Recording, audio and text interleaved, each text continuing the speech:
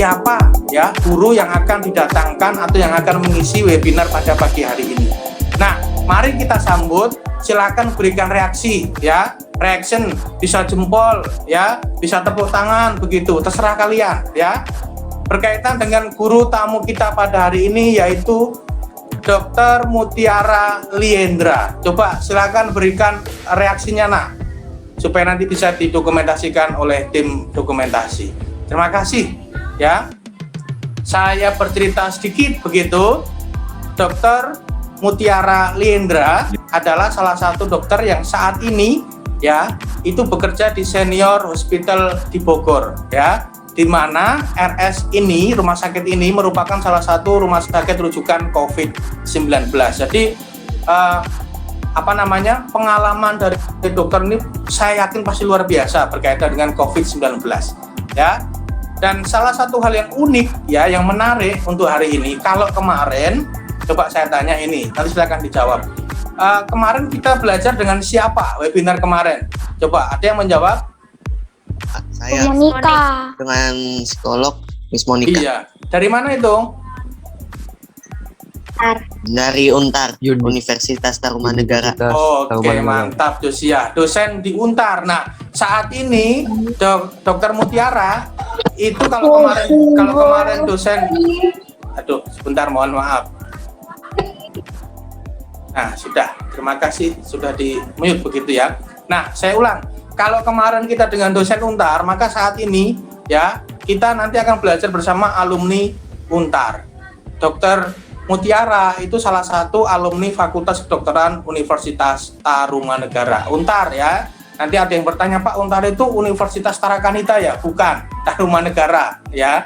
Baik, ini menggambarkan bahwa kualitas Untar itu sungguh luar biasa lulusannya ya. Nah, berkaitan dengan itu tentu saya mengutip kata-kata dari seorang tokoh yang luar biasa. Tentu kalian mungkin juga sudah mengenalnya itu, yaitu Mahatma Gandhi ya, tokoh revolusioner yang sangat terkenal di India.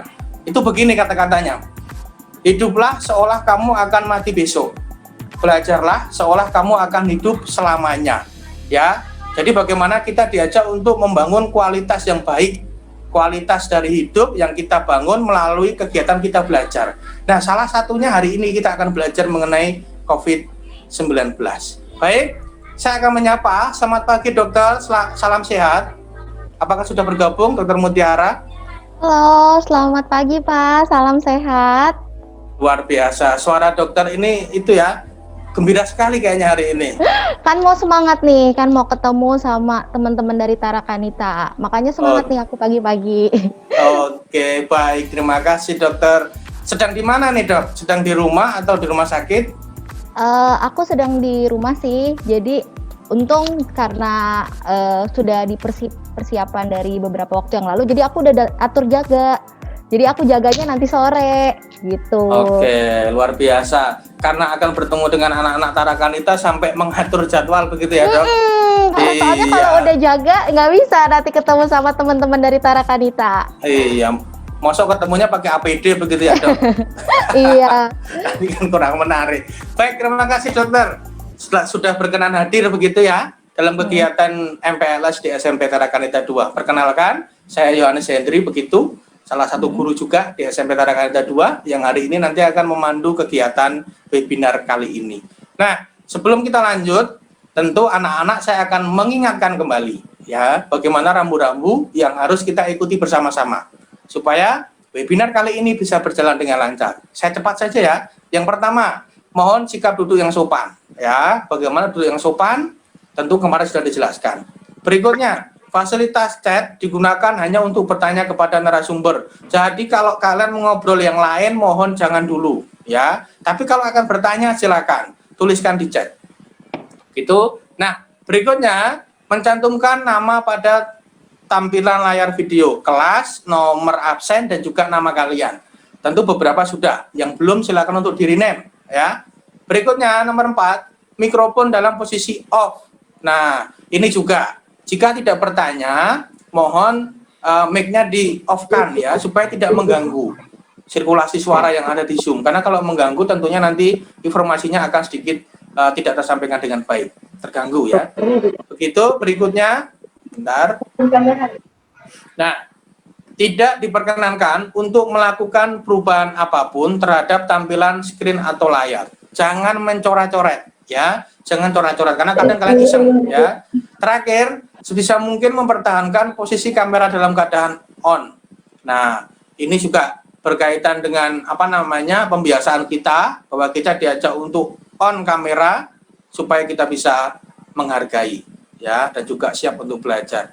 Baik, tidak berlama-lama begitu, tentu kalau kita akan memulai segala sesuatunya dengan berdoa. Ya, mari kita akan berdoa. Nah, doa saya kalau tadi pagi perwalian sudah kelas 7, sekarang kelas 8. Begitu ya. Saya ingin meminta tolong Jesselyn, halo? Ya, Pak. Ya. Minta tolong pimpin doa sebelum kita mulai webinar kali ini. Baik, Pak. Teman-teman, mari kita berdoa. Dalam nama Bapa dan Putra dan Roh Kudus, amin. Ya Bapa yang penuh kasih, terima kasih atas berkat-Mu, karena Engkau telah memberikan kami anugerah untuk hari ini. Ya Tuhan, sebentar lagi kita akan ada sharing ilmu dengan dokter. Semoga acaranya berjalan dengan lancar dan kita dapat mendapat ilmu. Bapa kami yang ada di surga, dimuliakan nama-Mu, datanglah kerajaan-Mu, jadilah kehendak-Mu, di atas bumi seperti dalam surga. Berilah kami rezeki pada hari ini, dan ampunilah kesalahan kami, seperti kami pun mengampuni bersalah kepada kami. Dan janganlah masukkan kami ke dalam cobaan, tetapi bebaskanlah kami dari yang jahat. Amin. Santo Paulus Borromeus, doakanlah kami. Bunda Elizabeth, doakanlah kami. Mari Bintang Samudra, doakanlah kami. Amin. Dalam nama Bapa dan Putra dan Roh Kudus, amin. Oke, baik. Terima kasih, Jesselyn. Baik, kita beranjak ke acara berikutnya. Sebelum nanti kita akan mulai webinar pada pagi hari ini, tentu kita akan mendengarkan sepatah dua patah kata pengantar dari Wakil Kepala Sekolah Bagian Kurikulum, Ibu Erna Wijayanti, SPD. Saya persilakan. Silakan, Bu Erna. Baik, Pak Hendri. Terima kasih untuk waktunya. Selamat pagi, Dokter Mutiara. Selamat pagi, Suster, Bapak, Ibu, anak-anak hebat, serta Bapak, Ibu, orang tua yang mendampingi dari rumah. Selamat datang untuk Dokter Mutiara di SMP Tarakanita 2. Tentu walaupun kehadirannya secara virtual ya, itu tidak mengurangi spirit kami untuk belajar, untuk kami bisa juga punya pengalaman yang baik terhadap menyikapi pandemi yang sampai sekarang berlangsung. Anak-anak hebat, pandemi COVID-19 telah menjadi krisis global yang semakin hari semakin mencemaskan. Akibat yang muncul dalam berbagai aspek kehidupan mengharuskan individu, organisasi, negara perlu mengambil langkah-langkah untuk mengatasinya. Kita tahu semuanya itu. Masa pandemi bahkan mengharuskan kita semua sampai dengan saat ini ya, untuk awal tahun pelajaran 2021-2022, kita semua juga dari rumah semua. Walaupun kita sudah berada di rumah, namun ternyata efek dari pandemi dan orang-orang yang terpapar pun masih banyak. Nah, hari ini anak-anak akan diberikan wawasan dan pengetahuan oleh ahlinya, yaitu Dr. Mutiara, mengenai dampak COVID-19, strategi pencegahannya, dan penanggulangannya.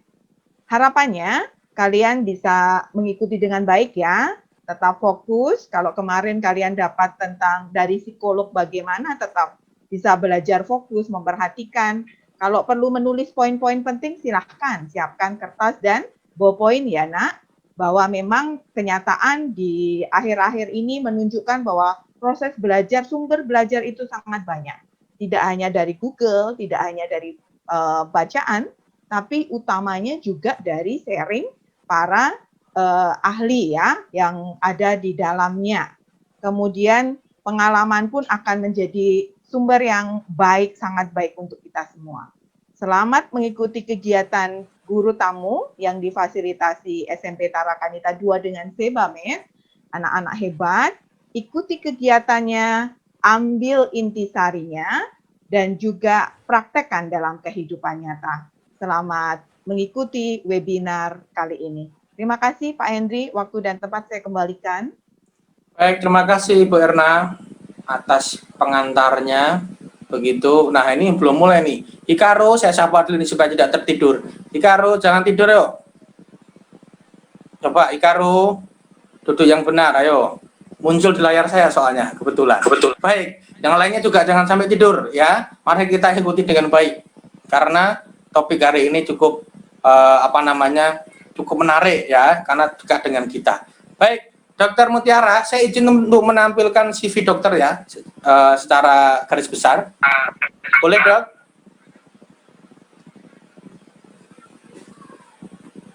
Halo? Sorry. Boleh Pak. Oh ya, baik. Terima kasih dokter. Sebentar. Semoga lancar. Kalau nggak langsung dibacain aja nggak apa-apa Pak, nggak usah ditampilin. Oke, sebentar dok. Semoga muncul ya, karena di tempat saya kadang-kadang agak lama kalau untuk share screen. Apakah sudah muncul? Kemudian Di loading Pak. Belum. Belum Pak Henry. Kalau nggak Sekarang? dibacain aja Pak. Oh iya, saya baca ya sembari menunggu untuk muncul. Nama lengkap Dr. Mutiara Lirendra, begitu ya. Mohon maaf kalau ada salah penyebutan. Untuk panggilannya siapa, Dok? Dokter Mutiara aja boleh Pak. Oke, Dr. Mutiara. Tempat tanggal lahir Bogor 4 Agustus 1995. Berarti kita sama-sama muda, Dok. Oke, Bapak kelahiran tahun berapa Pak? Kita seumuran Pak. Kurang lebih begitu, Dokter. Oke. Iya. Jadi enak ini, sama ini ya, Dok ya. Dokter sudah berkeluarga? Belum Pak. Nah, ini teman saya ada yang masih mencari loh, Dok. Pak Tony, saya sampaikan salamnya, kemarin sudah titip salam dengan saya. Guru IPA juga. Terima kasih Pak Hendri. Baik, saya lanjutkan. Riwayat pendidikan. Pendidikan dokter dari SMP ya. SMP Regina Pacis Bogor, lulus tahun 2010. SMA Regina Pacis Bogor, lulus tahun 2013. Pendidikan dokter ditempuh di Universitas Tarumanegara Jakarta, tahun masuk 2013, lulus tahun 2019. Nah, ini yang membanggakan ini. Lulusan terbaik predikat cum laude, program pendidikan dokter dengan IPK 3,96. Luar biasa untuk Dokter Mutiara. Nah, untuk riwayat pekerjaan, ini ada dokter umum di Bogor Senior Hospital, ya, rumah sakit rujukan COVID. Berikutnya ada dokter internship RSUD Kayen dan Puskesmas Gabu 1, Kabupaten Pati, Jawa Tengah, November 2019 sampai dengan September 2020. Asisten penelitian Divisi Hepatobiliar, Departemen Ilmu Penyakit Dalam, Fakultas Kedokteran UI, kerjasama dengan RSCM, September 2019 sampai dengan November 2019. Walaupun masih muda, tetapi Dokter Mutiara berdasarkan riwayat pekerjaan, riwayat organisasi sudah cukup luar biasa. Ya, itu berkaitan dengan Dokter Mutiara. Sebentar saya stop dulu. Nah, baik, tentu kita tidak sabar begitu ya, ingin mendengarkan, ingin memperhatikan apa yang akan disampaikan oleh Dokter Mutiara. Maka waktu dan tempat saya berikan sepenuhnya kepada Dokter Mutiara. Silakan, Dok. Halo, terima kasih ya Pak. Terima kasih juga untuk teman-teman dari SMP Tarakanita. Terima kasih juga untuk Sebamed. Perkenalkan, aku Dokter Mutiara. Kalau boleh tahu, di sini teman-teman yang hadir itu kelas berapa ya? Kelas 7, 8, 9, Dok. Oh, oke, Semua, kelas 7, ya. kelas 8. Itu berarti umurnya berapa ya? Kalau kelas 7 tuh berarti sekitar 13 ya? 13, 14, 15 gitu ya? Ya, 13, 14, 15 tahunan. Berarti beda umurnya nggak jauh ya Pak ya? Jangan begitu, Dok. Jadi saya nggak enak kelihatan Oke. muda kalau begini. Oke, kalau gitu izinkan saya share screen ya. Silakan, Dok.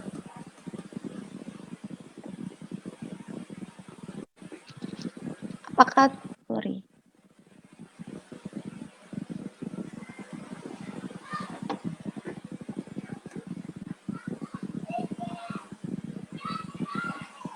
Apa sudah tampak? Sudah Dok. tampak belum ya? Sudah tampak, ya? sudah. Oke. Ini aku hari ini mau sharing aja sih apa itu COVID, strategi pencegahan dan penanggulangannya gimana. Jadi ini yang aku sharingkan adalah sesuatu hal yang praktis yang mungkin nanti ya amit-amit sih jangan sampai kita berharap semua dalam keadaan sehat.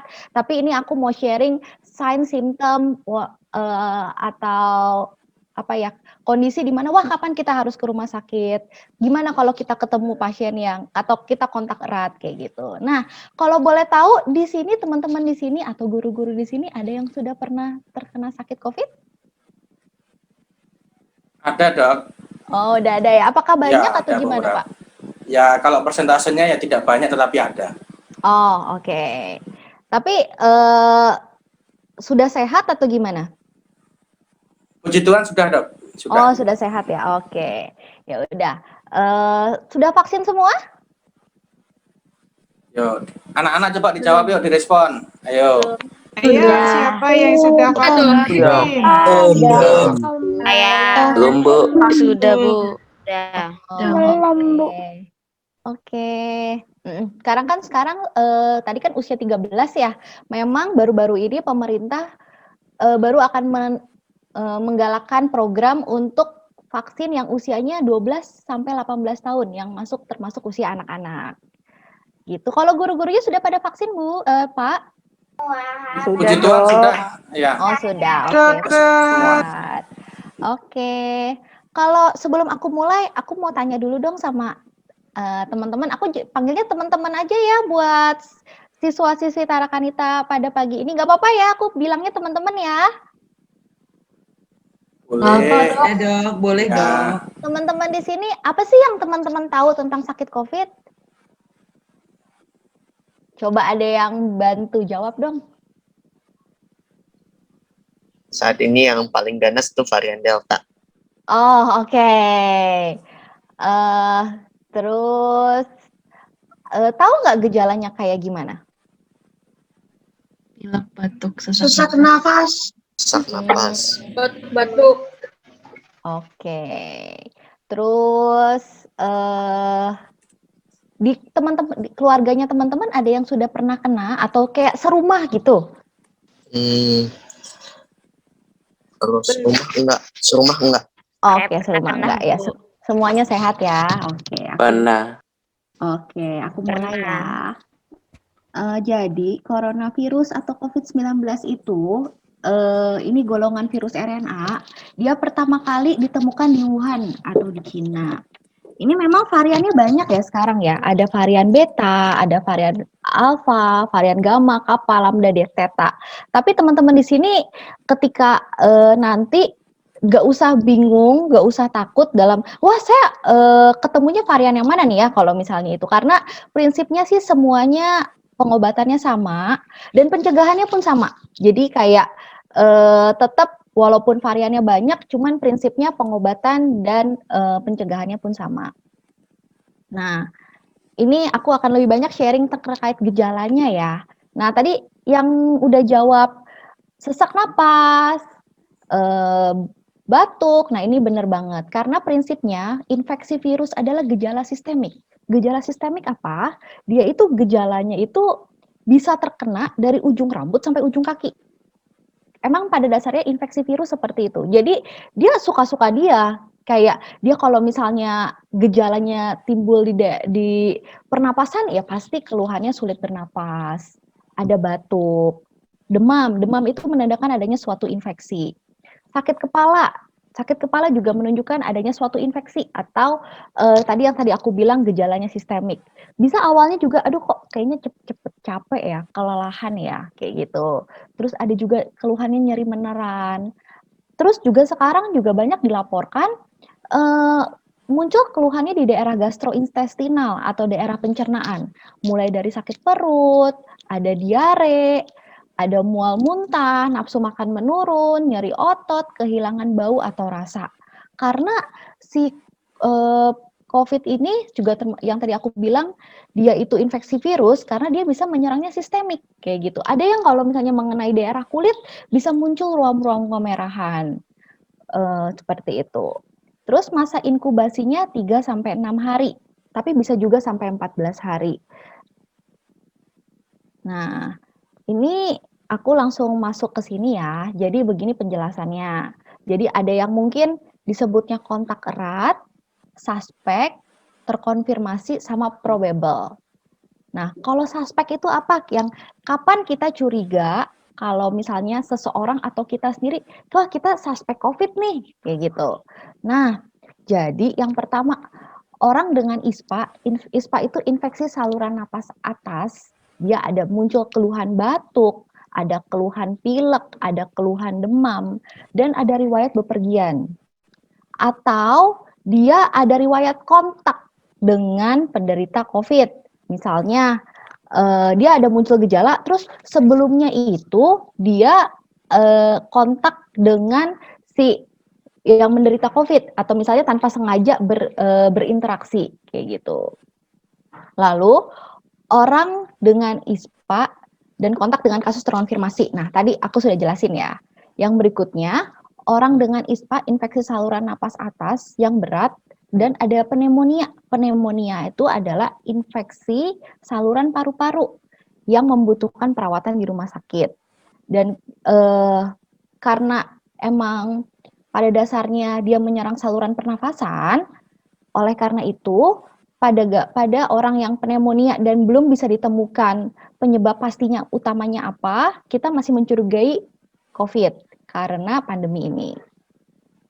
Lalu ada disebut juga kasus probable atau probable juga itu jadi kasus yang ada kasus infeksi saluran napas akut berat, dia tapi belum ada hasil swab PCR-nya, jadi belum bisa kita pastikan ini COVID atau enggak.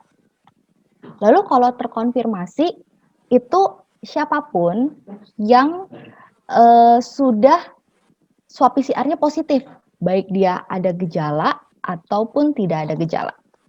Lalu ada juga yang disebut dengan kontak erat. Kontak erat adalah riwayat kontak dengan kasus yang probable, yang mungkin, atau yang terkonfirmasi COVID, dan memberikan perawatan langsung terhadap kasus yang probable. Nah, nanti kalau teman-teman mungkin ada, karena kan sekarang kasusnya emang lagi banyak banget, dan emang rumah sakit tuh lagi penuh. Jujur di tempat aku itu waiting list tuh sampai 100 dan sangat penuh banget. Nah, kalau sampai nih amit-amit atau mungkin teman-teman ada di sini ada yang terkena, nggak usah panik.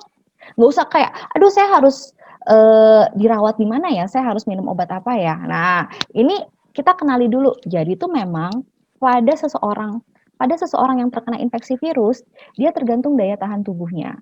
Memang pada rata-rata ketika dia usianya lebih muda, tidak ada penyakit komorbid, dia memang akan timbul gejalanya akan lebih ringan, bahkan tidak ada bisa saja tidak ada gejala.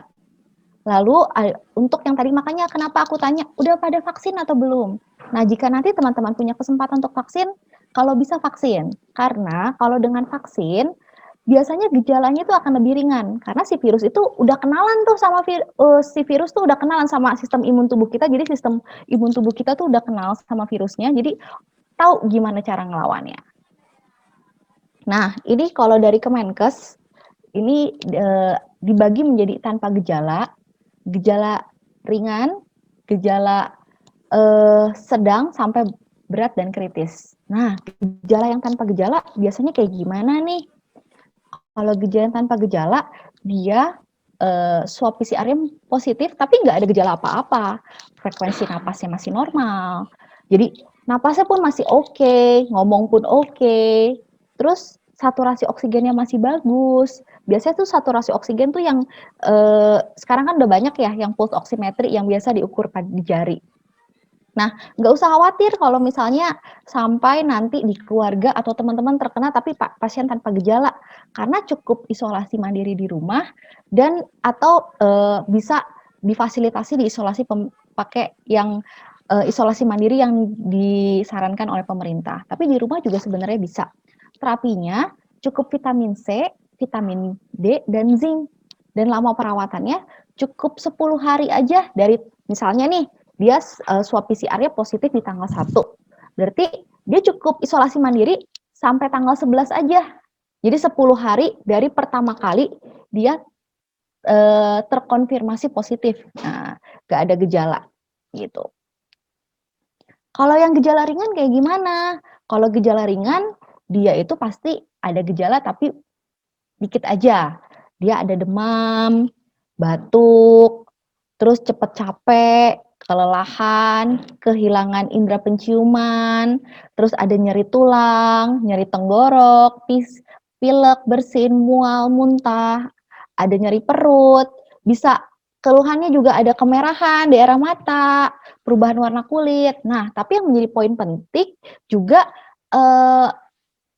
frekuensi napas atau napasnya pun masih oke, dia masih di range normal di 12 sampai 20 per menit.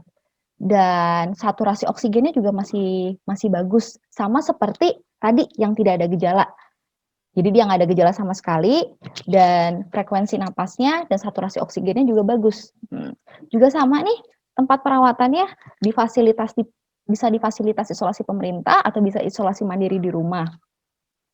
Nah, terapinya boleh menggunakan antibiotik atau di sini disebutkannya azitromisin, boleh tambah antivirus, oseltamivir atau favipiravir, dan ada vitamin C, vitamin D, dan zinc. Nah, memang nanti untuk pengobatan lebih lanjutnya berdasarkan nanti si dokter tersebut, karena kan memang antibiotik, antivirus itu harus sesuai dengan resep dokter. Dan kalau untuk dosisnya bagaimana? Memang kalau misalnya vitamin C, kalau dalam keadaan sakit, membutuhkan lebih tinggi. Disarankannya sampai 1000 mg. Tapi kalau dalam keadaan sakit ya, vitamin D juga 1000 unit. Dan juga diberikan zinc. Tapi kalau misalnya teman-teman di sini sehat aja, nggak ada sakit, nggak ada apa-apa, cukup mengkonsumsi vitamin C-nya 250 sampai 500. Jadi nggak perlu yang tinggi-tinggi banget, kayak gitu. Nah, kalau gejala ringan perawatannya berapa lama nih? Perawatannya dalam arti isolasi mandirinya 10 hari dari dia terkonfirmasi. Tadi kan misalnya kita hitung dari tanggal 1 ya, terus kita tambahin 10 dan minimal 3 hari bebas gejala, kayak gitu. Jadi kalau misalnya 10 hari plus 3 hari bebas gejala. Nah, kalau misalnya gejalanya sedang kayak gimana? Gejalanya sama, tapi kalau misalnya kami dari tim medis itu, kami selalu melihat yang paling penting adalah frekuensi napas. Jadi dia tarik napasnya kayak gimana, sama saturasi oksigen. Nanti kalau misalnya terbiasa gitu ya, kalau hanya maksudnya terbiasa ngelihat pasien pasti enggak gitu. Kalau misalnya orang yang udah gejala sedang, dia ngomong kayak gini aja tuh batuk. Dia ngomong kayak gini aja, aduh kayaknya nggak kuat ya, kayak gitu. Dan napasnya lebih cepat, kayak gitu. Jadi napasnya dia lebih tinggi. Biasanya dia bisa lebih dari 30. Terus saturasi oksigennya itu sudah mulai turun nih di bawah dari 95. Nah, kalau misalnya gejala sedang, mungkin memang perlu dipertimbangkan untuk melakukan perawatan di rumah sakit. Nah, memang ini terapinya ini sudah mulai lebih banyak nih. Nggak cuma tadi sekedar antivirus, nggak cuma sekedar antibiotik, tapi memang perlu, misalnya karena ketika saturasi oksigennya turun, tentu perlu suplementasi oksigen. Lalu yang berikutnya, ada perlu antikoagulan, nanti berdasarkan evaluasi dokter. Nah, sama aja lama perawatannya 10 hari plus 3 hari bebas gejala. Nah, gimana kalau hanya perawatan kalau pasien dengan gejala berat atau kritis? Nah, ini kita sama-sama lihat juga kondisi klinis pasiennya. Kondisi klinis pasiennya tadi udah napasnya lebih cepat banget, terus saturasi oksigennya juga turun banget. Terus kondisi lainnya udah istilahnya shock septic itu infeksi berat, udah ada kerusakan organ, ada tanda-tanda gagal napas. Nah, ini memang perlu banget untuk dirawat di rumah sakit. Juga sama terapinya ada antivirus, ada antibiotik, ada kortikosteroid. Nah, kortikosteroid ini sebenarnya untuk merekam atau meredam reaksi inflamasi. Nah, tapi jangan jadi sembarangan dibeli ya, karena perlu ada pertimbangan khusus untuk pengobatan kortikosteroid ini. Mungkin yang beredar di pasaran itu yang kita kenal sebagai dexamethasone, metilprednisolon. Nah, jangan kayak dikit-dikit radang pakainya ini, dikit-dikit radang pakainya ini, karena dia itu ketika mengkonsumsi kortikosteroid dalam jangka lama, itu juga perlu penurunan dosis, jadi nggak bisa di stop begitu aja. juga ada mengkonsumsi vitamin, antikoagulan berdasarkan evaluasi dokter. Kalau misalnya ada penyakit penyerta atau komorbid diatasi dan penggunaan ventilator atau HFNC itu adalah suplementasi oksigen tapi yang lebih tinggi kayak gitu dan biasanya dia perawatannya udah pakai high care seperti ICU. Kalau ini memang diperlukan swab PCR negatif atau klinis yang membaik hanya untuk pasien dengan berat. Kalau misalnya nggak ada gejala ringan, gejala sedang, itu nggak perlu sampai negatif. Karena hasil negatif tersebut, karena ketika seseorang di swab PCR itu tujuannya adalah untuk diagnosis aja. Dia kadang pada seseorang itu swab PCR-nya bisa positif hingga sampai 3 bulan. Karena si alat tersebut, swab PCR adalah untuk mendeteksi genetiknya si virus. Nah, tapi dia nggak bisa ngebedain tuh, virusnya masih hidup atau enggak, virusnya udah mati atau enggak. Jadi, bisa aja orang yang nggak ada gejala atau gejala sedang aja, "Dok, kok bisa ya swab PCR saya positif terus padahal saya udah nggak ada gejala?" Karena bisa aja itu adalah sisa-sisa bangkai atau virus yang sudah mati. Jadi bangkai virusnya atau sisa virusnya yang masih kedeteksi sama alat, nah yang masih dinyatakan makanya positif, kayak gitu. Nah, ini yang tadi aku cerita ya. Terus yang lagi juga ngetren swab PCR, rapid antigen, sama rapid antibody. Memang gold standarnya atau yang paling sensitif itu adalah swab PCR.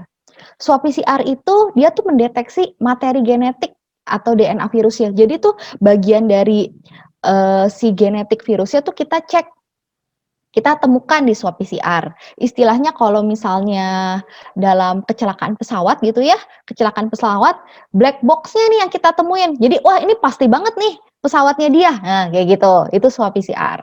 Kalau rapid tes antigen, dia itu bagian dari genetik protein spesifik dari virusnya. Jadi antigen itu gampangnya, kalau misalnya ada benda asing apapun masuk ke dalam tubuh secara molekuler, itu disebut dengan antigen.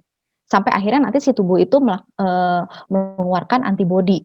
Nah, si antigen tersebut, nah spesifik yang punya si virus COVID. Nah, makanya dinamakan rapid test antigen. Nah, kalau hanya rapid test antibody dia itu adalah proses perlawanan tubuh kita ketika kita ketemu sama virus.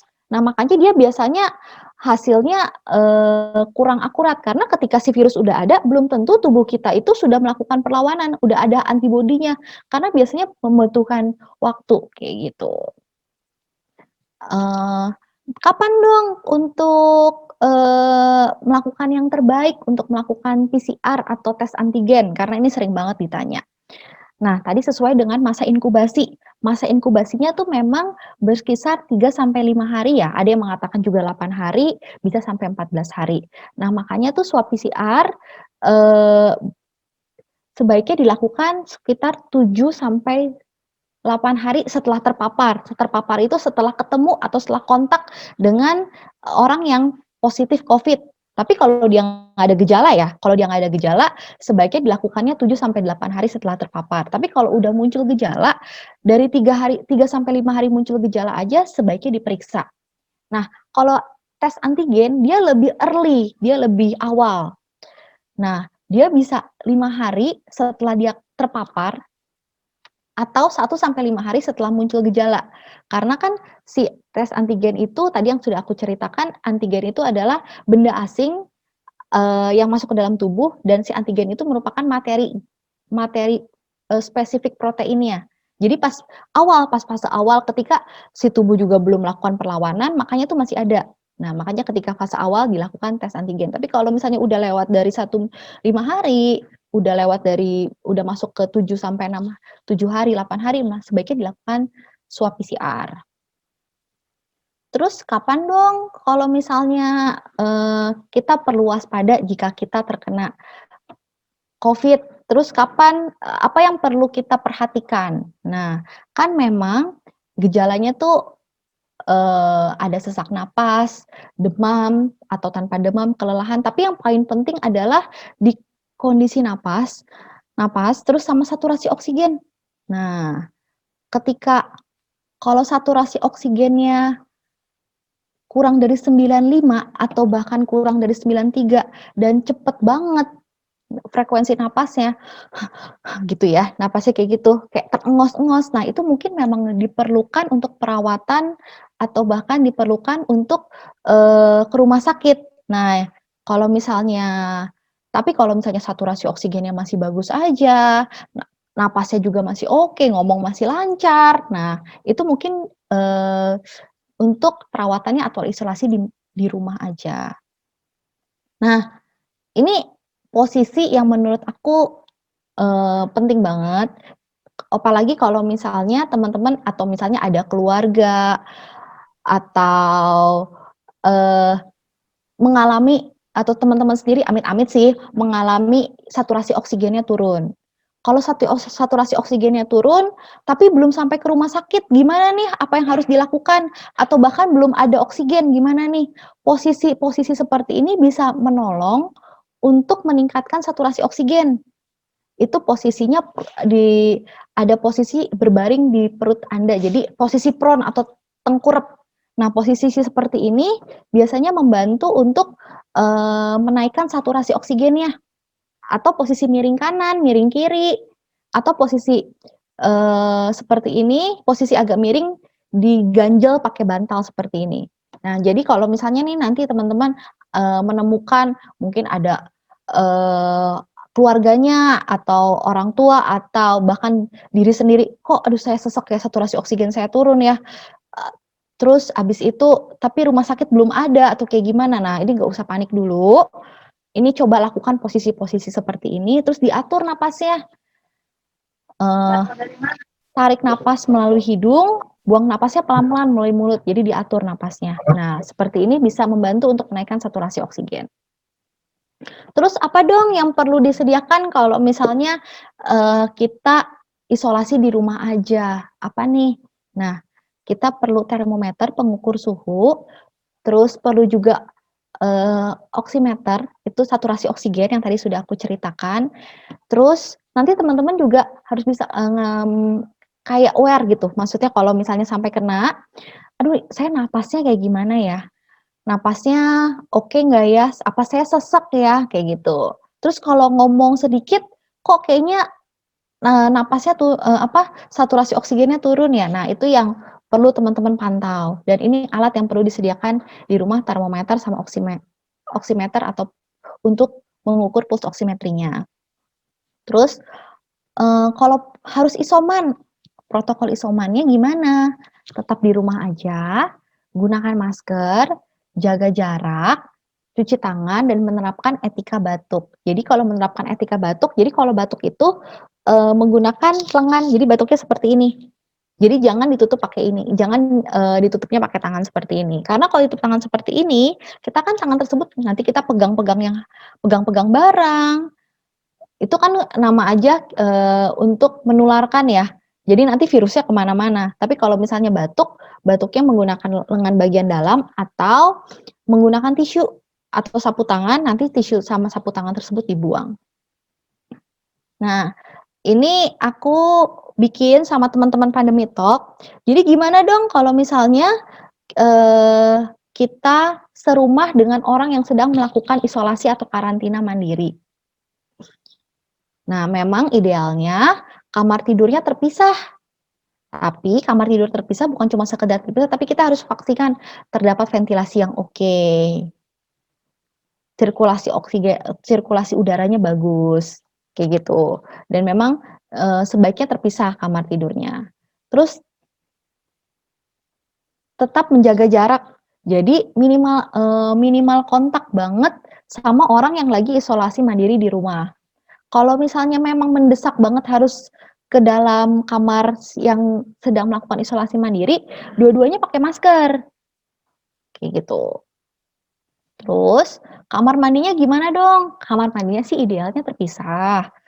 Tapi kalau misalnya tidak memungkinkan, terpisah, jadi pakainya nanti sebaiknya yang pakai kamar mandi, yang positif Covid tersebut dia terakhir.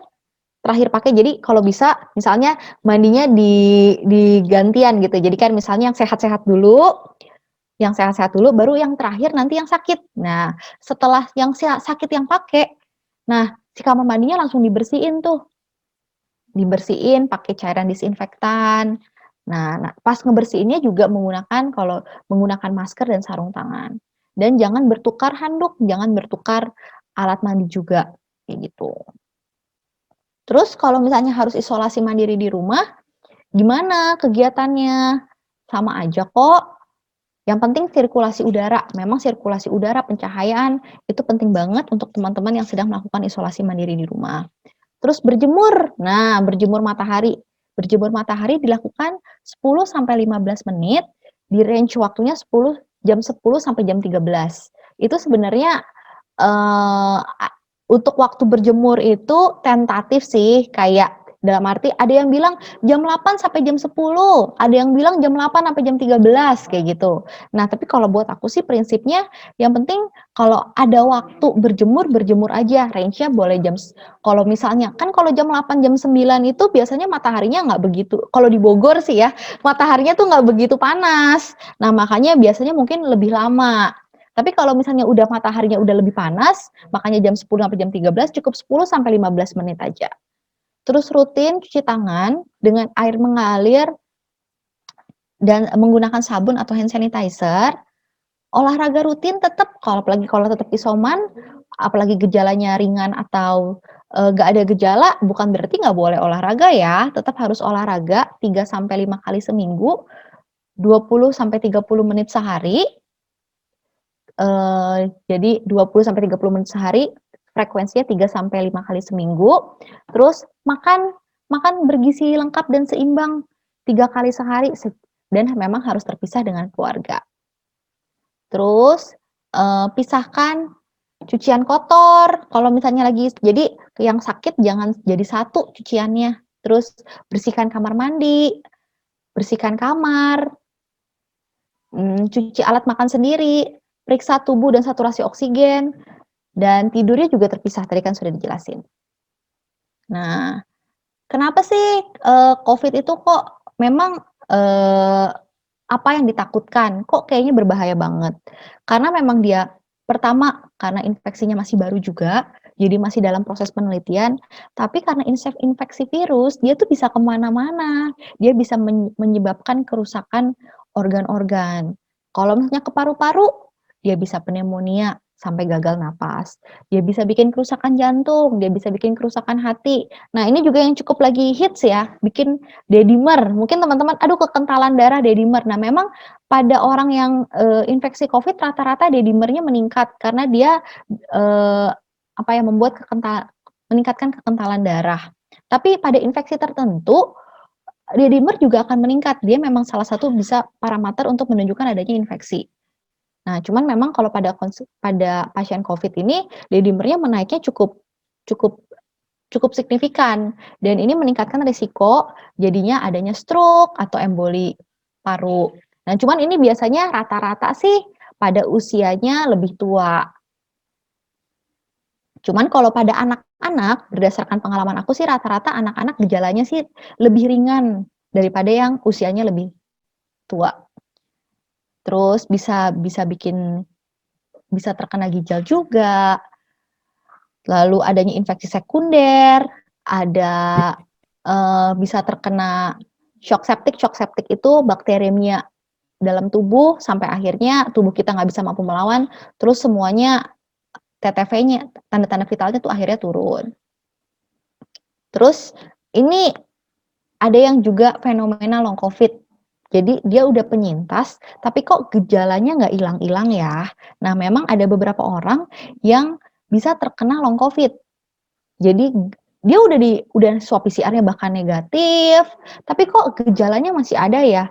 Ada kelelahan, rata-rata sih keluhannya bilangnya cepet capek, kelelahan, terus napasnya lebih pendek, kayak gitu. Nah, pada pasien long COVID ini dia sebenarnya sudah tidak menular. Dia tidak menular, tapi memang harus dikonsultasikan lagi pada dokter yang merawat. Cuman memang gejalanya itu masih ada bisa bertahan sampai 3 sampai 6 bulan. Nah, terus apa dong yang harus dilakukan untuk mengakhiri pandemi ini? Gimana dong? Nah, pertama menggunakan masker. Memang masker itu penting banget. Apalagi sekarang bahkan yang tadi teman-teman bilang ya, varian Delta. Memang benar varian Delta itu penularannya itu lebih masif ya. Jadi pada dasarnya sih virus itu dia tuh bermutasi secara semua virus tuh rata-rata bermutasi kayak gitu. Jadi dia tuh memang ilmiahnya dia akan bermutasi. Cuman kalau misalnya pada varian Delta ini karena masif gitu ya jumlahnya, dia seakan dalam tanda kutip lebih ganas. Jadi makanya risiko penularannya lebih tinggi. Makanya menggunakan 2 masker disarankannya. Mencuci tangan pakai sabun, menjaga jarak, menjauhi kerumunan, dan mengurangi mobilitas. Memang pasti rasanya bosen banget ya, kayak harus di rumah aja, belajar di rumah aja. Tapi ini adalah cara untuk mengurangi atau mengakhiri pandemi ini, gitu. Terus jangan pegang-pegang daerah mulut, daerah hidung, daerah mata, karena itu kan daerah mukosa ya. Daerah mukosa tersebut dia tuh port the entry atau gampang banget dimasukin sama virus. Seperti itu.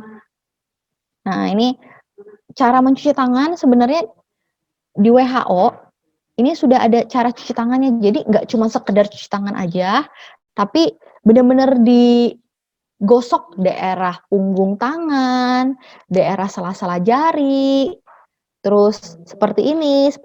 Jadi daerah kuku. Nah, supaya beneran maksudnya bukan cuma sekedar cuci tangan aja, tapi cuci tangan yang benar-benar dilakukan kan supaya virus atau bakteri yang menempel pada tangan kita itu beneran mati gitu ya.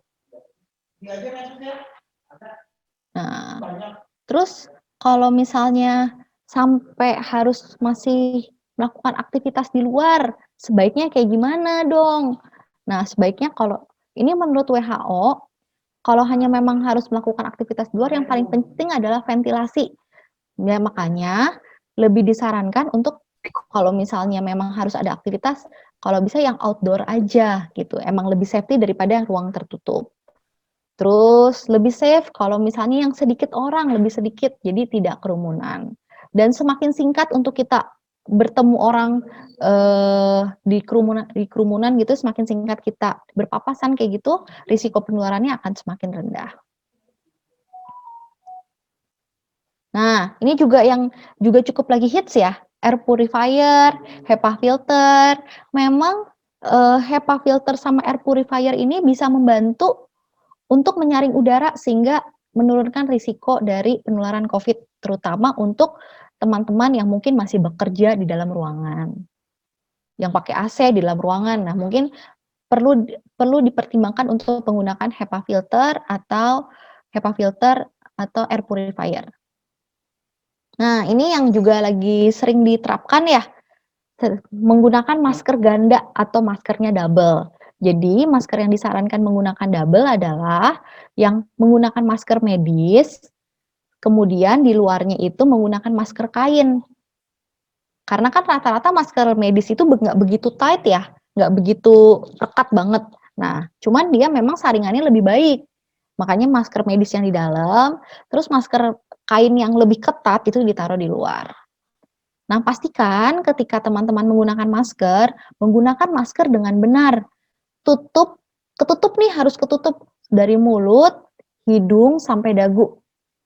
Jadi jangan mulutnya ketutup tapi lubang hidungnya kelihatan. Ya, sama aja. Jadi tetap pastikan menggunakan maskernya dari ketutup mulut, hidung sampai dagu. Terus kalau bisa daerah hidungnya ini dikencangkan, jadi mengikuti bentuk hidung, jadi tight banget. Lepas masker yang telah digunakan, jadi daerah masker ini depannya ini kotor. Jadi kalau hanya kita buka masker, jangan kena daerah depannya karena kan itu sudah kotor kan. Jadi bagian yang tergantung yang kita lepas baru kita buang. Nah, ini yang mungkin sering tanpa sadar kita lakuin. Nah, ini kan menggunakan masker yang benar ya. yang tertutup dari hidung, mulut hingga dagu. Tapi yang merah-merah ini nih, ini misalnya kalau misalnya ada kita habis berinteraksi sama orang, bisa aja terkena droplet ya, bisa aja terkena atau virus yang menempel di situ. Nah, kalau misalnya kita lepas maskernya seperti ini, kena deh masker bagian dalam, kena yang ada dropletnya nih. Terus habis itu kita pakai lagi. Nah, habis gitu ya udah deh yang bagian dalam mulut, hidung kita terinfeksius deh. Terkena deh infeksi dari yang terkena droplet daerah sini. Jadi jangan sekali-sekali ketika kita pakai masker diturunin sampai ke dagu. Kalau emang waktunya makan, lebih baik lepas masker, kita taruh atau dimasukkan ke dalam paper bag. Habis kayak gitu, baru kita pasang lagi. Jadi jangan diturunin ke bawah. Karena itu malah jadi tidak efektif kayak gitu. Nih, pakai masker medis yang bagian dalam, yang di depannya masker kain. Terus pilih masker medis yang ada kawatnya di daerah hidung supaya tight banget. Terus pakai ikat masker yang di wajahnya tuh pas, jadi nggak kebesaran gitu. Terus nggak perlu nih kalau misalnya masker 2 lapis, ini nggak perlu. Terus kalau misalnya masker kainnya 2 lapis, masker kain 2 lapis juga nggak efektif. Terus kalau misalnya udah pakai KF95, KN95, N95, udah nggak perlu dilapisi masker medis atau masker kain. Dia sebenarnya sudah cukup efektif. Mohon maaf, Bu Dokter, yes. untuk waktunya tinggal 4 menit begitu ya? Karena nanti ada waktu untuk tim Sebamed juga. Oh ya, oke. Terima kasih, silakan dilanjutkan, Bu. Terus ini untuk vaksinasi ini tujuannya untuk melindungi, sama aja seperti kita pakai sabuk pengaman. Terus ini mungkin vaksinasi yang sudah beredar, yang mana yang lebih bagus? Semuanya bagus. Mana aja yang punya kesempatan untuk vaksin. Dan memang tapi kalau untuk anak-anak yang mungkin anak SMP ya, Sinovac yang sudah bisa dilakukan untuk anak usia 12 sampai 18 tahun. Nah, ini penting banget nih. Sering banget yang nanya vitaminnya apa, suplemennya apa. Sebenarnya kalau kita makan dengan gizi lengkap seimbang, kita nggak perlu suplementasi tambahan. Jika dalam keadaan sehat ya, dalam keadaan sehat tidak ada sakit apapun, cukuplah makan dengan gizi lengkap seimbang. Ini adalah piring yang direkomendasikan Kemenkes.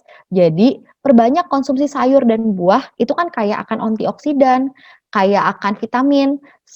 Seperempat piring dari yang kita makan kalau bisa berisi sayuran dan buah. Seperempatnya adalah makanan pokok, baik itu nasi, lauk nasi, atau gandum. Nah, seperempatnya lagi berisi lauk pauk yang ada proteinnya. Jadi inilah panduan piring makan. Jadi jangan setengahnya itu karbohidrat kayak gitu. Terus aktivitas fisik juga untuk meningkatkan daya tahan tubuh, tapi sebaiknya dilakukannya di rumah aja ya, nggak usah nge-gym, nggak usah kemana-mana. Disarankan totalnya tuh yang penting 150 menit seminggu, bisa dibagi 3-5 kali dalam seminggu, bisa 20-30 menit sehari. Terus dijeda ya, kalau hanya mau melakukan aktivitas fisik, dijarakin 2 jam, jadi sebelum makan. Kalau misalnya habis makan 2 jam, atau sebelum makannya 2 jam, jadi jangan terlalu dekat.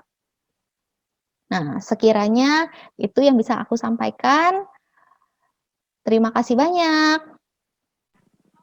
Baik, terima kasih banyak dokter, luar biasa, cukup lengkap ya. Dan kalau saya melihat di kolom chat itu luar biasa pertanyaannya banyak dok, tapi nanti begitu ya. Saat ini kita beralih dari tim Sebamed, ada yang ingin disampaikan? Silakan.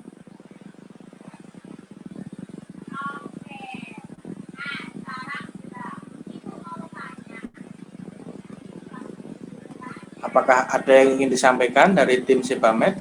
Oke, baik, terima kasih atas kerjasamanya Sekolah Tarakanita 2 Pulau. Selamat pagi semuanya, adik-adik, Bapak Ibu Guru. Salam sejahtera bagi kita semua. Selamat pagi juga Dokter Mutiara. Iya, selamat pagi. Baiklah, kami dari Sebamed sendiri ada sedikit informasi mengenai produk Sebamed yang memang salah satunya bisa membantu ketika terjadi ruam atau iritasi dikarenakan COVID-19. Oke, apa aja produknya? Saya izin share ya. Silakan Bu. Oke. Apa sudah terlihat? Sudah Bu, sudah. Baik. Baik. Nah, buat teman-teman Tarakanita, khususnya yang usia-usia teenager nih ya, juga buat Bapak Ibu gurunya mungkin bertanya-tanya apa sih Sebamed gitu ya. Bagi sebagian mungkin udah kenal apa itu Sebamed. Sebamed adalah skincare non kosmetik yang memiliki pH 5,5. Oke. Sudah teruji secara klinis dan sudah dipasarkan di 85 negara. Nah, jadi memang kita sudah direkomendasikan oleh dokter-dokter spesialis seperti anak, kulit, obgyn, dan juga internis. Nah, bisa dibilang kulit adalah organ tubuh manusia terbesar dan paling kompleks. Jadi bisa dikatakan kulit ini sebagai garda terdepan ya adik-adik. Jadi penting sekali yang namanya menjaga kesehatan kulit. Karena ketika kulit kita iritasi atau seperti tadi hanya muncul ruam-ruam dikarenakan efek dari COVID juga, pasti kita tuh nggak nyaman. Nah, gimana caranya? Yaitu dengan memperhatikan produk apa aja yang cocok untuk membersihkannya. Nah, untuk memakai produk itu, kita juga harus kenali jenis kulit yang kita miliki. Jadi, jangan sampai kita salah memilih produk dikarenakan kita nggak paham nih apa jenis kulit kita. Karena jenis kulit itu terbagi menjadi kayak kulitnya normal, berminyak bermasalah, dan juga kulit kering. Nah, buat adik-adik yang usia teenager ini biasanya kulitnya cenderung berminyak dan bermasalah ya adik-adik. Nah, apa sih masalahnya? Ya, yang sering itu ada masalah jerawat atau akne. Oke. Nah, di sini ada yang namanya range pH ya adik-adik. Nah, kalau 1 sampai 6 itu asid atau asam, 7 itu netral, 8 sampai 14 itu alkali atau alkali ya. Oke. Nah, Sebamed itu ada di mana? Ada di sini adik-adik, di 5,5. Karena pH yang kulit sehat itu ada di 4,5 sampai 575. Oke, nah seperti tadi saya bilang, hari ini kita akan bahas produk untuk teenager usia remaja. Apa aja produknya? Yuk kita kepoin. Yang pertama ada Sebamed Clear Face Cleansing Bar. Nah, mengandung moisturizing dari lecithin serta amino acid untuk menjaga nutrisi kulit sehat. Bisa melawan radikal bebas karena mengandung vitamin E. Jadi terbukti secara dermatologi mampu mengurangi jerawat ringan dan juga komedo. Ini bentuknya batang ya adik-adik. Cara pakainya gimana? Mudah banget. Itu cukup dipotong 2, lalu dikasih air, dibuat busa, lalu busanya diusapkan dari bawah ke atas secara perlahan-lahan, lalu dibilas. Oke.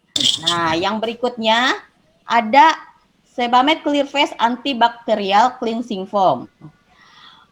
Caranya yaitu mengandung busa yang lembut serta dapat membersihkan kotoran sampai ke pori-pori.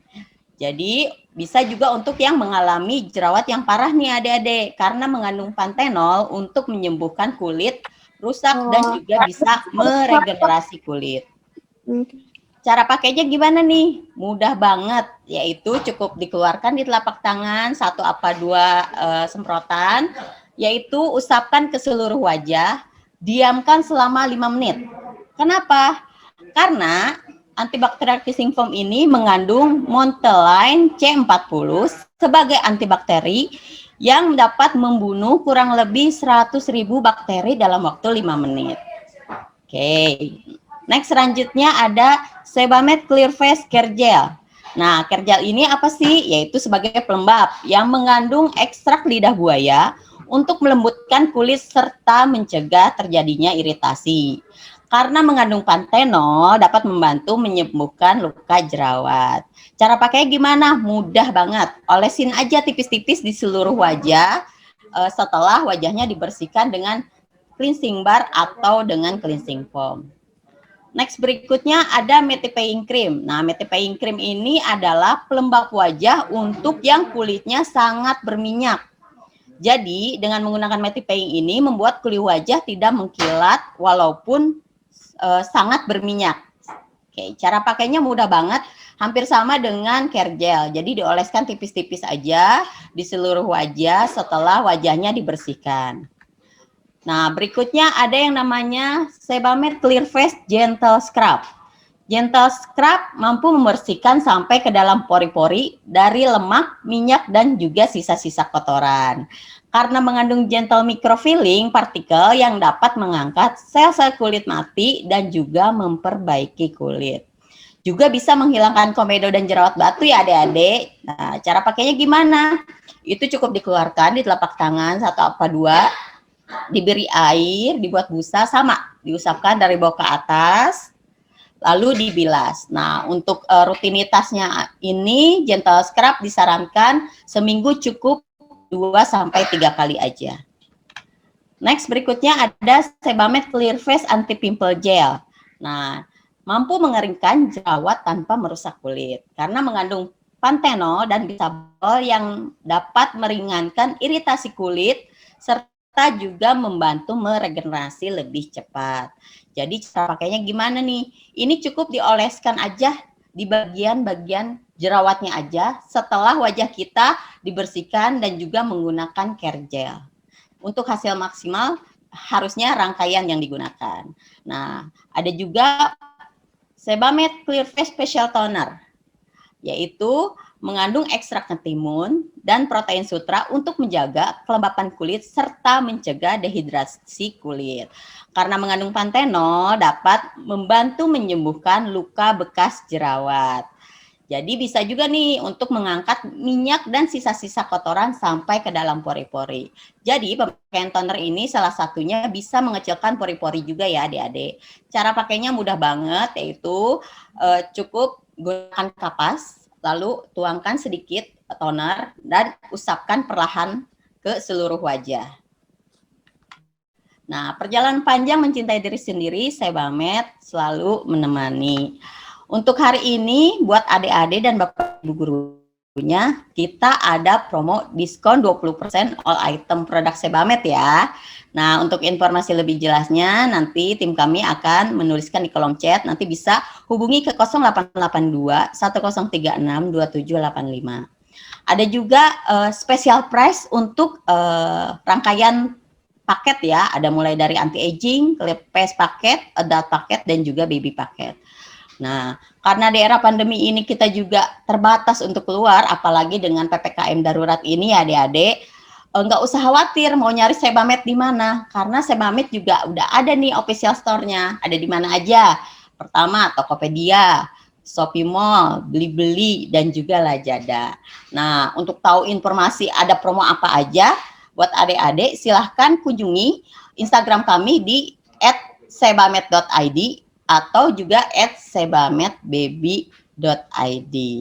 Oke, itu aja yang bisa saya sampaikan. Terima kasih banyak atas waktunya. Saya kembalikan lagi kepada Pak Hendri.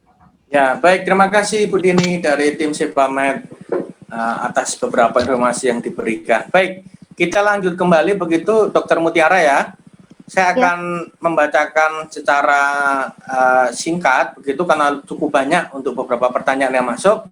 Yang pertama, ini ada dari Ibu Dian. Nah, ini bertanya intinya adalah obat apa yang disarankan untuk orang yang mengalami gejala sakit radang. Nah, ini apakah saya akan membacakan 3 pertanyaan dulu atau satu-satu begitu, Dokter? 3 pertanyaan boleh. 3 ya, supaya lebih cepat. Baik, berikutnya ada dari Pak Bagus. Itu jenis penyakit penyerta apa yang membuat pasien berat atau kritis ketika terpapar COVID? Jadi yang pertama tadi obat untuk radang. Yang kedua Pak Bagus bertanya, jenis penyakit penyerta apa yang membuat kondisi pasien COVID memburuk? Nah, berikutnya yang ketiga, ini dari Jessica, dari kelas 7C, begitu. Dokter ingin bertanya, kira-kira manakah yang lebih rentan terinfeksi? Apakah orang tua atau anak-anak? Nah, 3 dulu begitu. Jadi yang pertama tentang obat radang, yang kedua tentang penyakit penyerta, yang ketiga lebih rentan mana? Orang tua atau anak-anak? Begitu Dok, silakan. Oke, terima kasih untuk pertanyaannya. Aku jawab dari yang pertanyaan terakhir dulu ya. Lebih Ya, rentan silakan, Dok. mana yang infeksi terinfeksi anak atau orang tua. Kalau lebih rentan mana? Semuanya sama-sama rentan, semuanya sama risiko penularannya. Nggak ada yang istilahnya lebih kuat mana. Tapi mungkin pertanyaan maksudnya bahayaan mana atau gejalanya lebih lebay mana, kayak gitu. Karena kalau misalnya tentu ketika tentu orang misalnya nih berhadapan dengan COVID, terus ada orang tua sama anak-anak, itu bisa aja dia kena sama-sama risikonya. Cuman bagaimana sistem tubuhnya tersebut untuk melawan, karena imunitas daya tahan tubuh seseorang itu berpengaruh kayak gitu. Nah, biasanya pada orang tua dia imunitasnya itu sudah tidak begitu sempurna, ditambah dengan ada penyakit komorbid. Nah, misalnya ada diabetes, ada hipertensi, kayak gitu. Nah, makanya yang pada orang tua gejalanya lebih berat, kayak gitu. Gejalanya lebih berat dan biasanya lebih parah, kayak gitu istilahnya. Jadi kalau misalnya lebih rentan mana, sebenarnya sama-sama rentan, sama-sama beresiko, apalagi kalau misalnya sama-sama terpapar. Tapi gejalanya lebih berat mana, rata-rata sih orang tua, kayak gitu.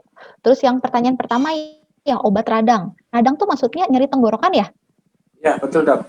Oke, sebenarnya harus dilihat dulu penyebab radangnya itu karena apa. Itu by anamnesis atau yang suka ditanyain sama dokter, sama pemeriksaan yang dilakukan oleh sang dokter.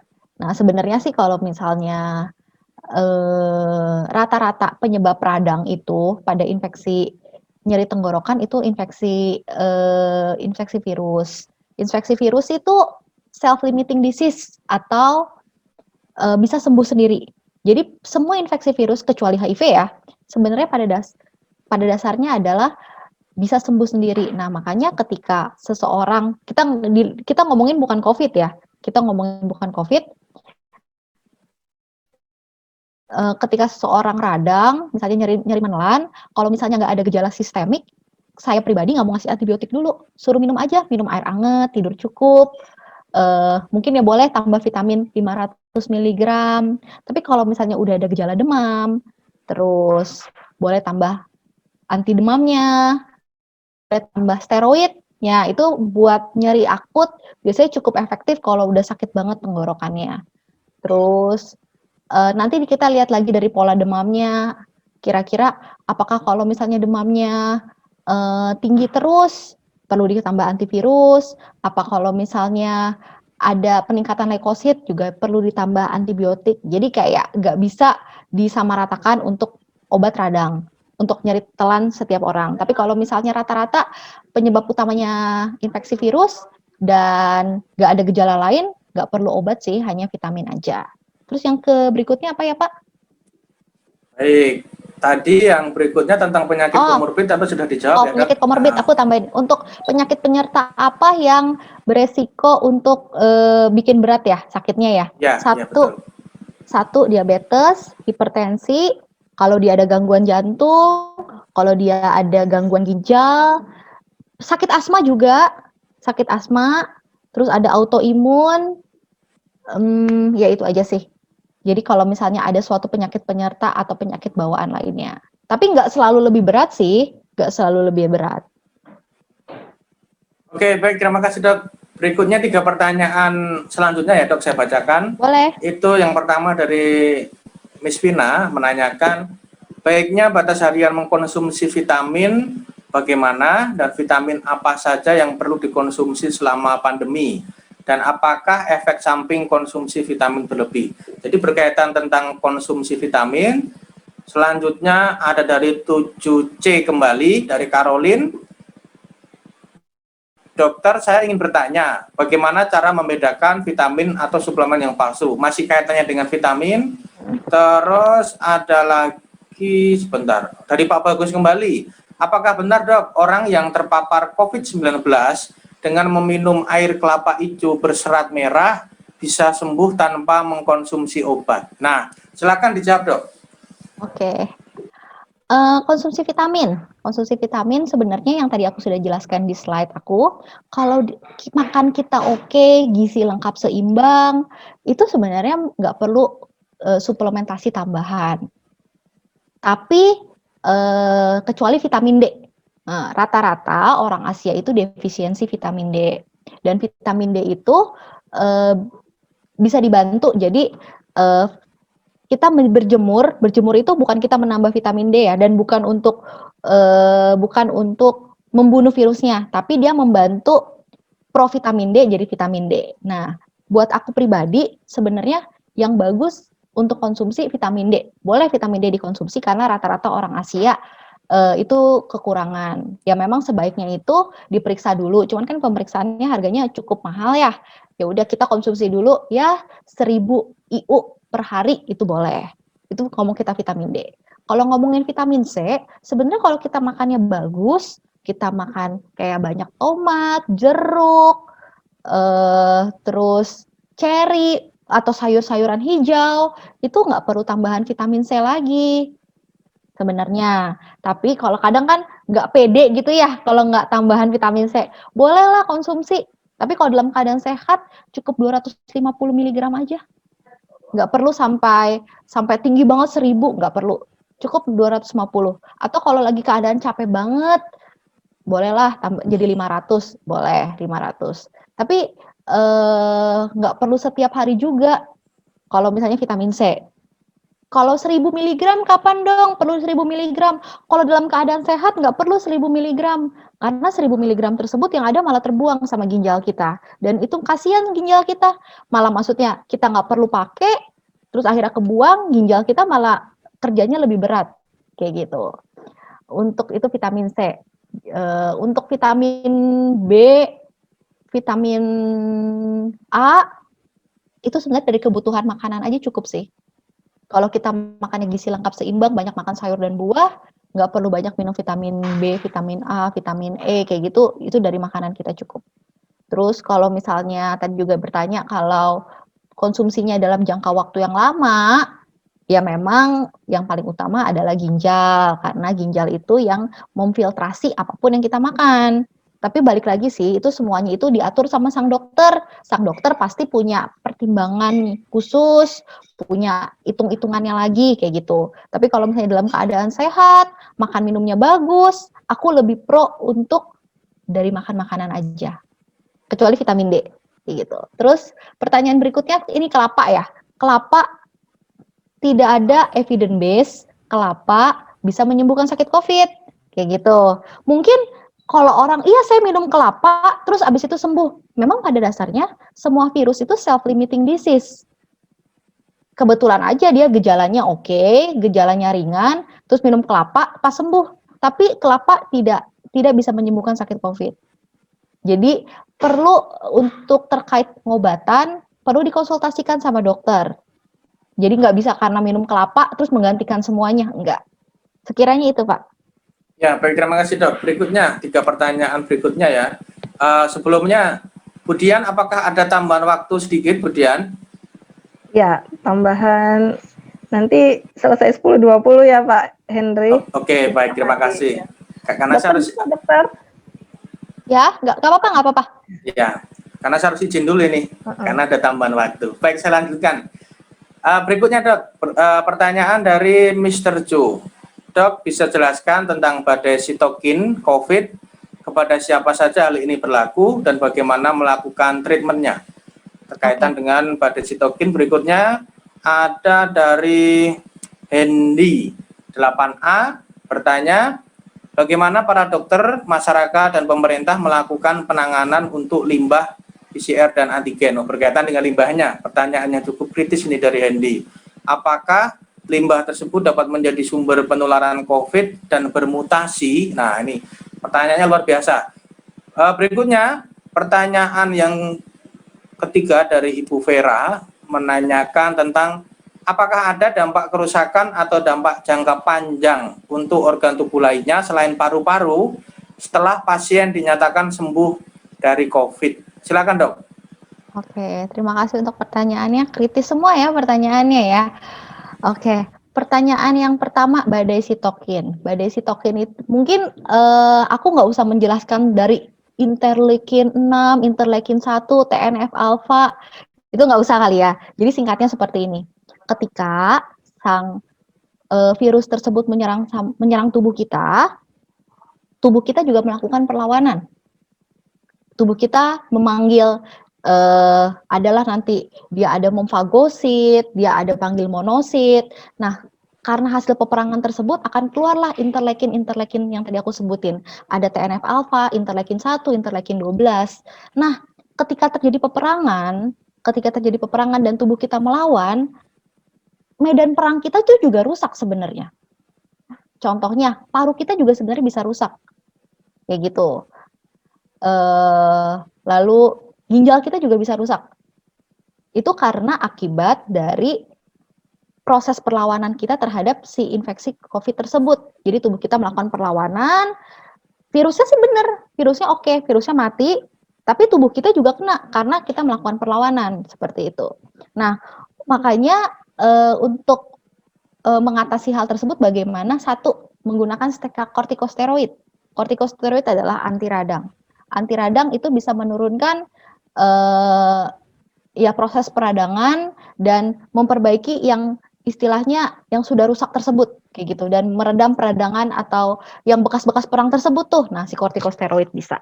Terus yang kedua, sekarang ada yang namanya tocilizumab atau nama dagangnya itu Actemra. Nah, itu bisa untuk melawan badai sitokin. Jadi ketika pasien dengan pasien COVID rata-rata sih pengalaman saya ketika dia jelek pertama, dia mengalami penurunan atau jelek di hari itu, kita cepat-cepat memberikan tocilizumab itu bisa lebih baik. Itu yang kedua. Yang ketiga mungkin juga mengenal yang namanya Gamaras ya. Gamaras. Nah, itu sama juga, cuman dia earlier ya biasanya. Dan kita harus cek juga interleukin yang tadi saya sudah sebutkan. Lalu ada juga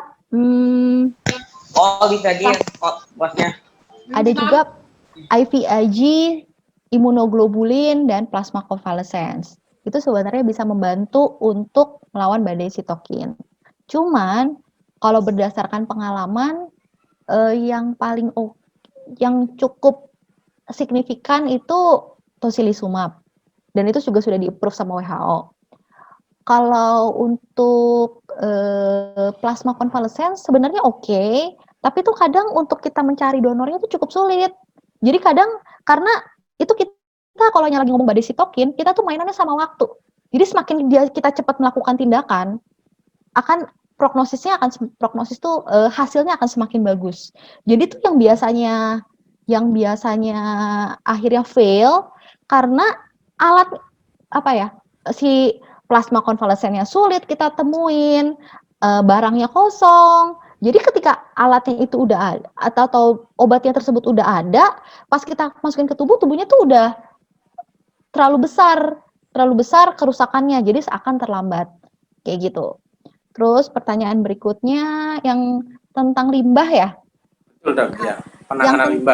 Penanganan limbah. Kalau di rumah sakit ada metode khusus terkait penanganan limbah.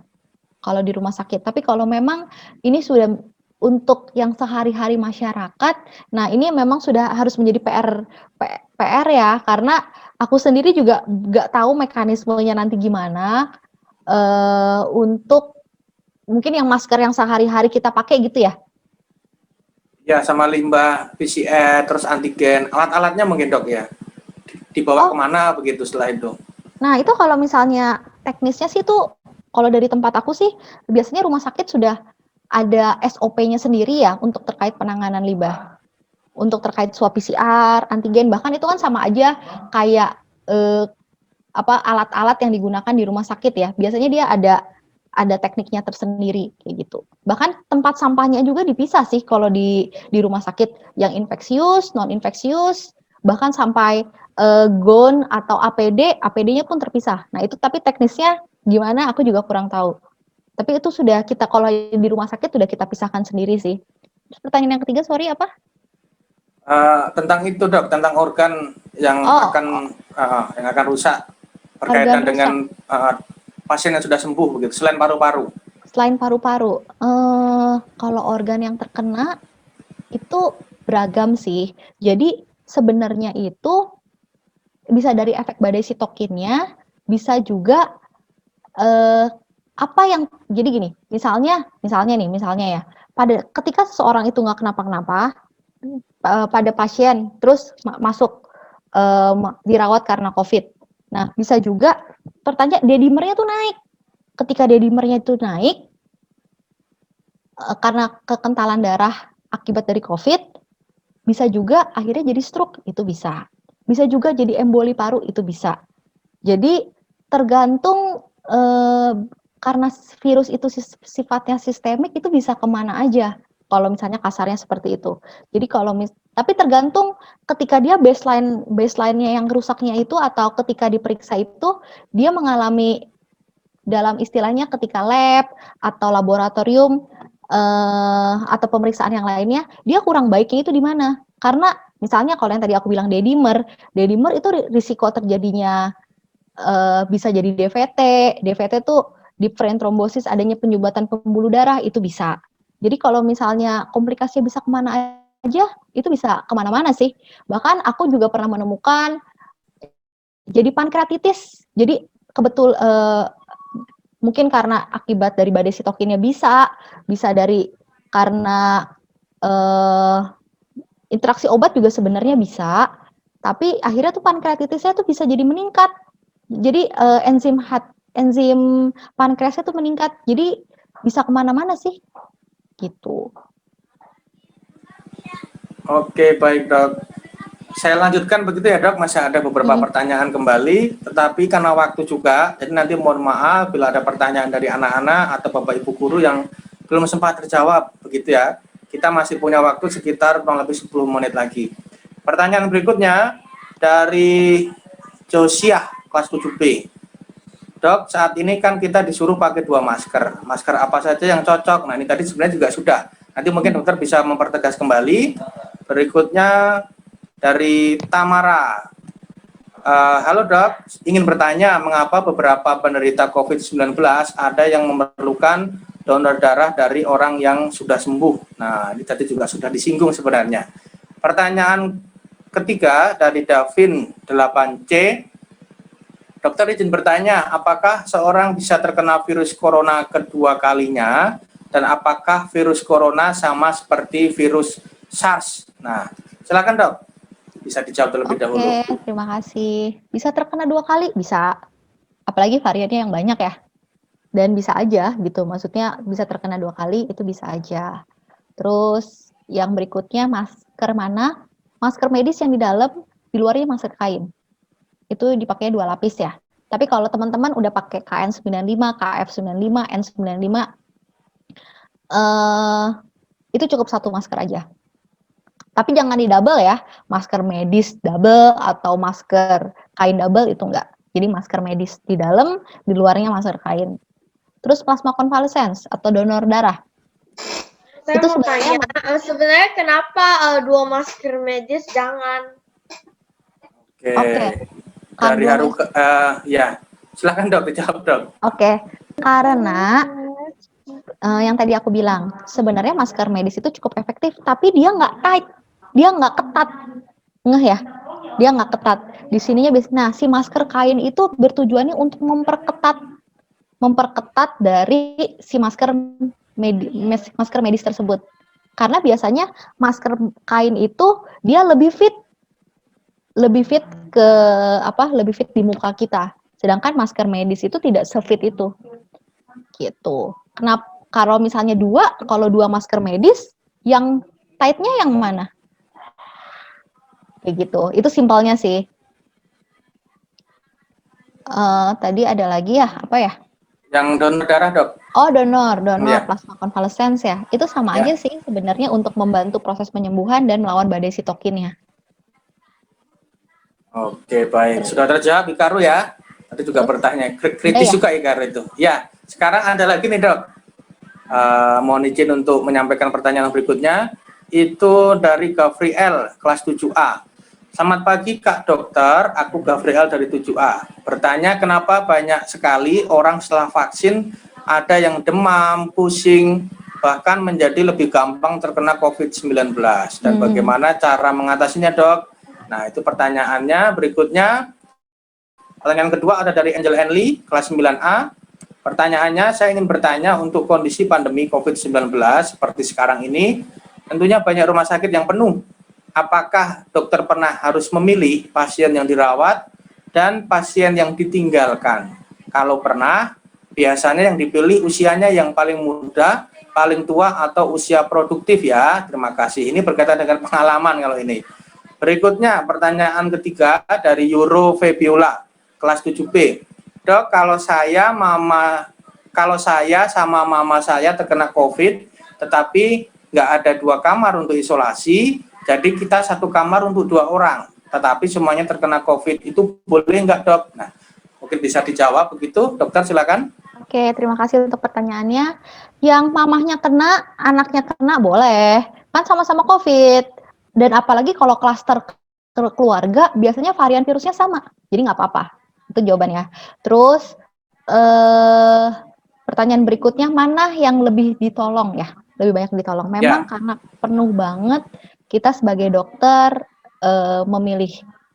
Kalau misalnya pasiennya yang pertama, pasiennya sama-sama, ya kayaknya masih muda nih, terus kayaknya masih bisa deh isolasi mandiri, kayak gitu. Nah itu kita sarankan untuk isolasi mandiri. Tapi kalau sama-sama jelek, orang tua atau anak muda, sama-sama jelek ya, kita ngomong sama-sama jelek, terus sama-sama saturasinya turun, berdasarkan pengalaman, pilih yang peluang hidupnya lebih besar. Istilahnya usia produktif, usianya lebih muda. Nah, biasanya kita akan lebih memilih yang peluangnya lebih besar.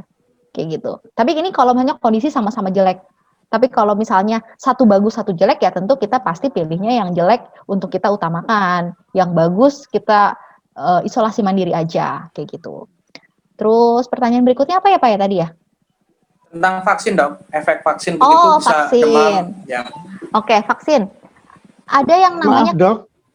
Ya. Mohon maaf Pak Eto menyela, Pak Hendri. Iya silakan Pak Eto. Mohon maaf, ini di chat ada nama Aliando. Apakah siswa kita? Sudah tidak ada Pak, sudah saya cari. Ini sepertinya sama kayak kemarin Pak Eto, pas di pelajaran kami, ya kelas 8 ada juga muncul seperti itu Pak. Tolong Bapak Ibu mohon bantuan untuk dicek ya. Ya. Baik, kita tetap lanjutkan. Semoga proses yang baik ini tetap kita pertahankan. Terima kasih. Monggo Pak Hendri, silakan. Oke, baik terima kasih Pak Eto. Mungkin nanti dari Budian bisa membantu ya Bu kalau ada yang pendatang tidak dikenal begitu, bisa dikeluarkan. Ya, terima kasih Budian. Mohon maaf ya dokter, tadi sempat terputus sebentar. Bisa dilanjutkan begitu dok? Oke. Silakan. Ada yang namanya kejadian pasca imunisasi. Kejadian pasca imunisasi setiap orang beda-beda. Aku sendiri setelah vaksin COVID, aku kejadiannya rasanya emang pegel banget tangan. Terus abis itu lebih cepat lapar dan lebih cepat ngantuk. Nah itu namanya kejadian pasca imunisasi. Sebenarnya kejadian pasca imunisasi itu kan vaksin itu adalah virus yang dilemahkan. Ya, virus yang dilemahkan. Jadi kadang memang bisa muncul gejala seperti infeksi virus tersebut bisa. Tapi bukan berarti kita jadi terkena sakit corona ya. Enggak. Justru karena vaksin tersebut kita lagi berkenalan sama virusnya supaya tubuh kita tahu gimana cara ngelawannya, seperti pakai sabuk pengaman kayak gitu. Jadi pakai sabuk pengaman itu tujuannya untuk pengamanan supaya kita kenalan sama si virus. Nah, kalau misalnya jadi lebih lebih resiko terkena sakit corona enggak. Cuman banyak juga nih, "Dok, saya baru divaksin 2 hari yang lalu. Kok bisa ya saya hari ini kena padahal saya udah vaksin loh 2 hari yang lalu." Nah, bisa aja dia tuh kenanya kemarin. Kan tadi yang aku cerita ya, masa inkubasinya bisa 3 sampai 5 hari atau bahkan bisa sampai 14 hari. Jadi dia tuh kenanya kemarin, habis gitu pas divaksin, habis itu nyalahinnya vaksin. Kayak gitu, itu bisa. Terus bisa juga seperti ini, jadi si vaksin itu bukan serta-merta, bukan berarti kita nggak bisa terkena sakit. Bukan berarti saya udah vaksin 2 kali, ya udahlah saya nggak akan kena lagi corona, nggak kayak gitu. Jadi si vaksin itu tujuannya adalah untuk menurunkan, kalau hanya bahasa kerennya morbiditas, jadi angka kesakitan dan angka kematian. Jadi bisa aja seorang udah vaksin tapi gejalanya ringan, jadi kayak tetap aja kena, nggak apa-apa gitu, tapi gejalanya lebih ringan karena tubuh kita udah tahu gimana cara ngelawannya. Sekiranya seperti itu, Pak. Baik, terima kasih Dok. Ini 3 pertanyaan terakhir begitu ya Dok?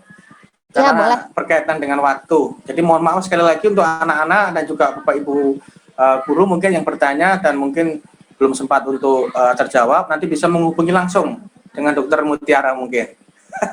Jika ada pertanyaan yang belum terjawab. Baik, pertanyaan yang pertama, Bu Dokter saya mau bertanya, apakah yang membedakan, ini dari Bu Tiur, pandemi flu Spanyol 1918 dan pandemi COVID-19 saat ini. Nah, dan apakah akan muncul pandemi kembali di tahun-tahun yang akan datang? Terima kasih. Berkaitan dengan pandemi flu Spanyol dengan COVID-19. Berikutnya dari Owen, cukup panjang nih pertanyaannya. Dok, saya ingin bertanya, apakah kumur air garam dapat berperan dalam mencegah COVID-19? Karena kan berkumur dapat menyingkirkan banyak bakteri dalam mulut, tetapi karena COVID ini virus dengan bentuknya protein, apakah air garam berpengaruh? Terus sama bagaimana jika kita berhasil bikin sabun yang dinetralkan dan jadi bisa diminum? Apakah bisa menjadi obat COVID? Karena kan sabun dapat menghancurkan struktur protein pada COVID. Terima kasih. Ini Owen, ini luar biasa pertanyaannya. Pertanyaannya yang berdasarkan dari pengetahuan kalau ini. Cukup kritis sekali Owen ya, dan juga dia menggunakan kaidah ilmu-ilmu yang sudah didapat, terutama dari IPA. Terima kasih Wan, karena kebetulan saya guru IPA. Baik, pertanyaan berikutnya dari Laurencia Nicole. Halo Dokter Mutiara, nama saya Nicole. Saya mau bertanya, kalau berita akhir-akhir ini adalah kurangnya tabung oksigen dan obat COVID seperti Flamir dan Favipiravir di pasaran, apa yang menyebabkan masyarakat menjadi panik buying? Sebentar, ini agak bergeser tempat saya. Dan juga apakah Flavir dan Favipiravir boleh dikonsumsi tanpa resep dokter, karena obat tersebut dapat dibeli di pasaran secara bebas. Karena biasanya orang yang terkena COVID, mereka merekomendasikan obat tersebut kepada orang yang baru terkena COVID. Nah, begitu dokter, silakan dijawab. Terima kasih. Oke, aku jawab dari pertanyaan Favipiravir yang kayak gitu ya. Ya, memang tadi sudah seperti slide aku, jika dia masuk ke gejala sedang, dia memang boleh di antivirus ya. Antivirus yang direkomendasikan adalah Favipiravir atau Oseltamivir. Tapi memang itu sebenarnya nggak bisa dibeli bebas, itu perlu resep dari dokter. Tapi kan namanya juga orang lagi panik, nggak mau sakit, itu pasti panik buying. Jangankan obat Favipiravir, kemarin Ivermectin, Beer Brand, nah itu semuanya orang panik kan, kayak udah beli yang banyak gitu. Sebenarnya itu belum ada evidence base-nya, juga belum direkomendasikan sama WHO untuk terkait Ivermectin dan terkait Beer Brand ya, kayak susu kayak gitu ya. Nah, jadi tadi jawab lagi, memang kalau misalnya gejala sedang memang perlu antivirus. Antivirusnya bisa banyak ya, bisa Favipiravir, Remdesivir, Oseltamivir. Nah, itu tergantung nanti dokter yang ngasih, dan jangan dibeli sembarangan. Lalu pertanyaan berikutnya, NaCl ya, untuk di kumur ya. Itu bisa untuk mencegah, bisa. Bahkan sekarang ini teknik yang namanya melakukan pencucian hidung, berkumur, nah itu bisa membantu sih untuk mencegah. Bahkan pasien-pasien yang lagi positif COVID, terus kan dia pengen swab PCR-nya cepetan negatif ya. Nah, kami merekomendasikan cuci hidung. Jadi supaya si virus-virus itu terbawa ketika melakukan cuci hidung dan kumur-kumur. Itu bisa sih dilakukan untuk pencegahan, bahkan untuk proses pemulihan, terus biar istilahnya mau cepetan dong swab negatifnya supaya bangkai-bangkai virusnya atau virus yang udah mati itu ikut keluar, itu bisa. Lalu swab sabun ya? Ya Dok, bikin sabun tapi sudah dinetralkan. Mungkin pH-nya maksudnya. Sudah dinetralkan dan diminum, apakah bisa juga sebagai salah satu untuk obat juga? Itu mungkin pertanyaannya sangat kritis ya. Iya. Ya, saya nggak tahu sih karena belum ada evidence-nya. Tapi mungkin boleh diteliti ya, boleh diteliti untuk dipikirkan. Tapi balik lagi mekanismenya seperti ini.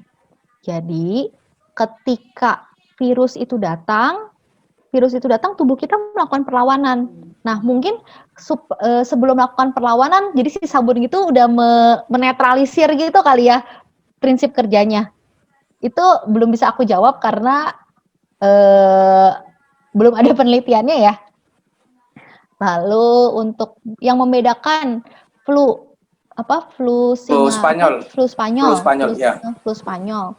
Itu jenis virusnya. Terus kalau misalnya nanti di tahun ke depan akan ada pandemi lagi atau enggak? Ini aku juga nggak bisa jawab karena itu kan virus-virus yang bisa bermutasi, bisa kayak gitu. Jadi nggak tahu apakah nanti ke depannya bisa terjadi pandemi lagi atau enggak. Oke, baik. Terima kasih dokter. Pertanyaannya cukup kritis begitu ya Dok. Bahkan untuk awan itu bisa menjadi sumber penelitian itu. Bagaimana sabun digunakan untuk sebagai obat COVID begitu. Karena memang dasarnya mungkin karena sabun itu sebagai perusak virus begitu ya Dok. Maka kita dianjurkan untuk cuci tangan menggunakan sabun kan. Supaya virusnya rusak susunan proteinnya. Baik.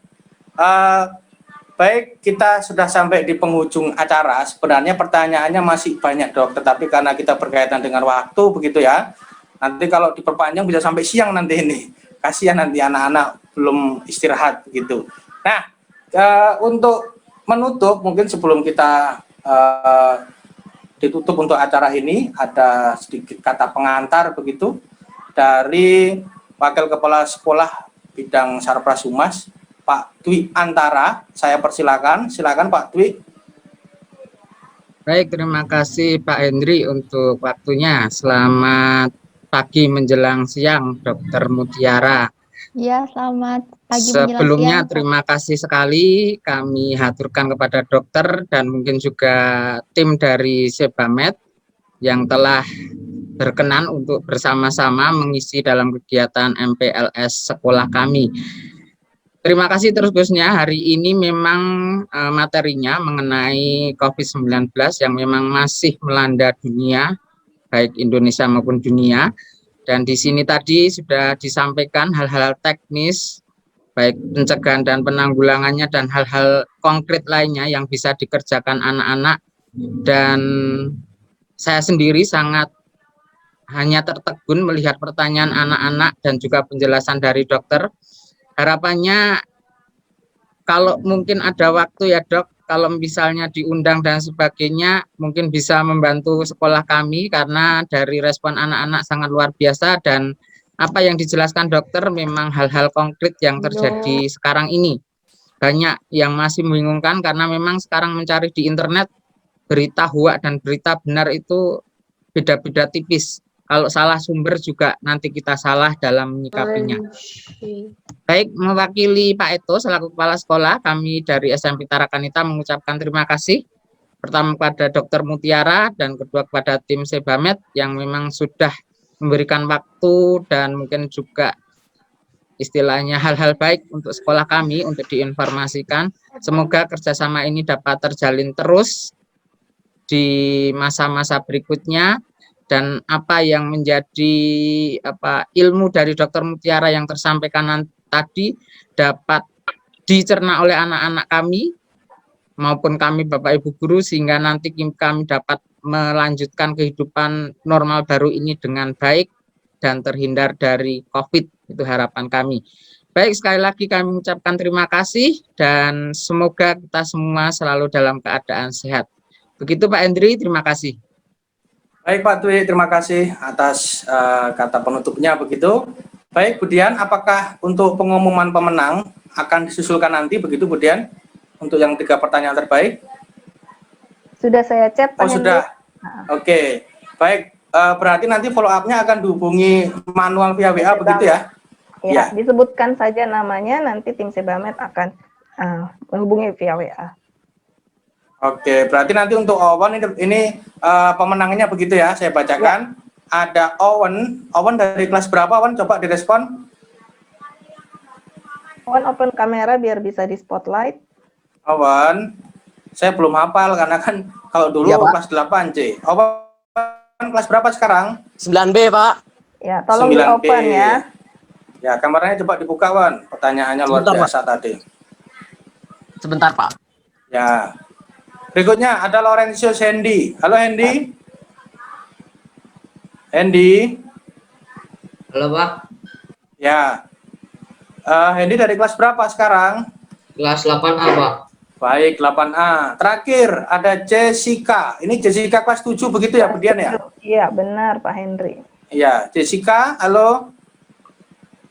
7C ya, Bu Dian ya? Tadi yang bertanya, Jessica yang bertanya, halo. Saya lihat di room chat. 7C, Jessica 7C, ya? 7C. Ya. Halo Jessica. Iya. Coba dibuka kameranya supaya bisa di spotlight. Udah. Yes. Oke, baik, sudah ya. Owen. Oke, selamat 1. Ya. Oke, selamat akan mendapatkan bingkisan dari Sebamed yang akan dikirimkan ke alamat masing-masing ya. Selamat Jessica. Hendy, Jessica, Owen. Selamat. Owen, jangan lupa habis ini PR-nya kamu potong rambut kalau sudah PPKM ya. Udah biar rambutnya rapi. Itu rambutnya. Itu dari Lihat aja rambutnya. dari masih kelas 8 itu. Baik. Oke, terima kasih. Terima kasih Dokter Mutiara, terima kasih tim Sebamed atas kerjasamanya luar biasa hari ini. Pengetahuan kita bertambah sangat banyak. Dokter, mungkin nanti lain waktu jika ada kesempatan dokter bisa berkenan untuk gabung kembali bersama kami. Boleh, boleh Bang. Ya, karena ternyata anak-anak cukup antusias, Dok. Pertanyaannya juga antusias, juga mendengarkannya antusias luar biasa, Dokter. Kita akan menutup kesempatan kita pada. Boleh aku sampaikan beberapa kalimat lagi? Oh, boleh, silakan, Dok, silakan. Ini pandemi COVID ini kan masih baru ya, karena bisa aja apa yang aku sampaikan sekarang terus habis itu berubah kayak gitu. Jadi ini semuanya adalah karena masih baru, jadi bisa aja berdinamis dan kita harus sama-sama belajar sih, sama-sama terbuka, sama-sama paham, sama-sama jangan kekeh gitu ya, jangan kayak ini nggak mau, itu nggak mau. Jadi kita harus open banget dengan apa yang perubahan-perubahan yang terjadi gitu. Terus kalau nanti teman-teman yang masih ingin diskusi atau bertanya, Dok kok kayaknya nggak setuju ya dengan pendapat dokter atau mau tanya lagi, itu boleh banget DM ke Instagram aku ya. Jadi kali aja kayaknya teman-teman di sini banyak belajar, banyak baca, boleh banget, aku open banget buat diskusi lebih lanjut. Oke, sekiranya gitu aja Pak. Oke, baik, terima kasih Dok. Untuk Instagramnya bisa dituliskan di chat mungkin Dok? Oh iya, boleh. Supaya nanti anak-anak atau mungkin Bapak Ibu guru juga yang akan berdiskusi begitu bisa. Saya cek sekolah juga sudah Pak Hendri ternyata. Sudah jadi follower ternyata sekolah kita. Oke, karena yang megang akun sekolah itu kan Pak Tony. Jadi yang tadi saya sampaikan di awal. Pak Henry absen, Pak Henry. Ya, oh ya. Baik, Butir. Absennya apakah sudah disampaikan? Kan disable, Pak. Disable. Oh, begitu. Bu Dian, apakah bisa membantu saya? Oke. Sudah saya hidupkan. Yang kelas 8 silakan.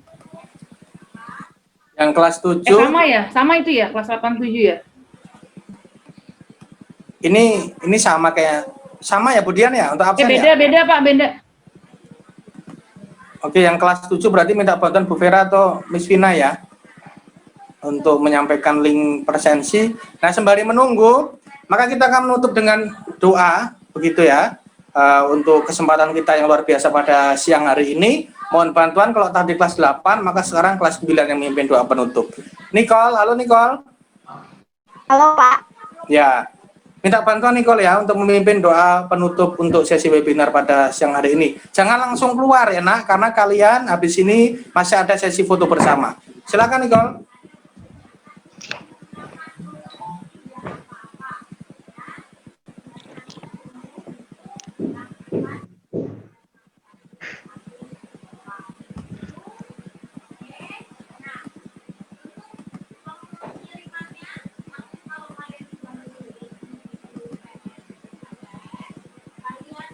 Halo Nicole. Halo Nicole. Sepertinya Nicole terkendala Pak Henry. Nicole keluar ya. Oke, Iya. baik kalau kalau begitu saya minta bantuan kelas 9 yang lain begitu ya. Tamara bisa mengcover? Ya Pak. Ya, ayo. Sister Bapak Ibu, mari kita berdoa. Teman-teman marilah kita berdoa. Dalam nama Bapa, Putra, dan Roh Kudus. Tuhan, terima kasih atas kesempatan webinar kali ini dapat berjalan dengan lancar. Sekarang kami akan melanjutkan aktivitas kami masing-masing. Semoga apapun yang kami lakukan dapat berjalan dengan lancar. Dan lindungilah kami dari pandemi ini, agar tidak memakan korban jiwa lebih banyak lagi. Terima kasih Tuhan, amin. Santo Carlos Borromeus, doakanlah kami. Doakanlah kami. Bunda Elizabeth, doakanlah kami. Maria Bintang Samudra, doakanlah kami, amin. Dalam nama Bapa, Putra, dan Roh Kudus, amin. Oke, baik. Terima kasih Tamara. Kita akan foto bersama begitu. Sembari juga jangan lupa untuk kalian mengklik presensi sesuai kelas ya. Silakan diklik sampai submit begitu. Mari kita akan berfoto bersama. Yang akan memfoto siapa, Budian? Budian bantu ya. Oke, baik. Oke, Dari layar ya, pertama. silakan Budian. Slide pertama, tolong perhatikan depan, jangan menunduk. 1, 2, 3. Boleh bergaya loh. Boleh gaya. Bergaya. Oke, slide 2. 1, 2, 3. Slide 3, terus ekspresinya karena slide-nya tidak tahu Bapak Ibu di mana dan anak-anak. 3. Slide 4. 1, 2, 3. Terima kasih terbuka semua. Slide 5, terima kasih masih terbuka. 1, 2, 3. Slide 6. 1, 2, 3. Hebat. Edward sampai hormat ya. Slide 7 masih terbuka juga, terima kasih. 1, 2, 3. Ciptakan momen, dibuat diri kalian. Nah, di slide 8 yang sudah tertutup, kemudian tetap screenshot, nanti akan di-share di grup yang masih menutup kamera sehingga bisa diinformasikan kepada orang tua. Oke. Terima kasih Pak Henry. Baik, terima kasih Budian. Sekali lagi atas nama pribadi saya mohon maaf apabila dalam memimpin acara pada hari ini mungkin waktunya molor dan ada beberapa kata-kata yang mungkin kurang berkenan. Terima kasih Dr. Mutiara, terima kasih tim Sebamed dan juga suster Bapak Ibu dan anak-anak hebat semua. Maka sekarang saatnya istirahat gitu Budian ya untuk anak-anak ya. Istirahatnya karena ini sampai 10.28, kita undurin 8 menit lagi ya. 10.48 silakan bergabung di link Zoom yang di-share di grup masing-masing. Oh, oke, baik. Selamat istirahat. Dadah. Terima kasih dokter. Terima kasih dokter. Terima kasih. Terima kasih Bu. Terima kasih. Terima kasih Bu. Terima kasih Bu.